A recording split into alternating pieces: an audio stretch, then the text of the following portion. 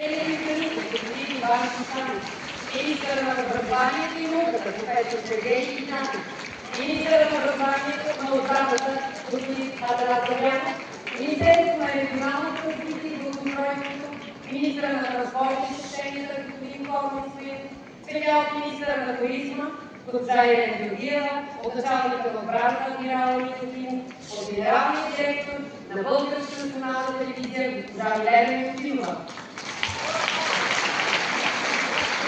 От генералния директор на Българското национално радио господин Милен Митев. От генералния директор на Българската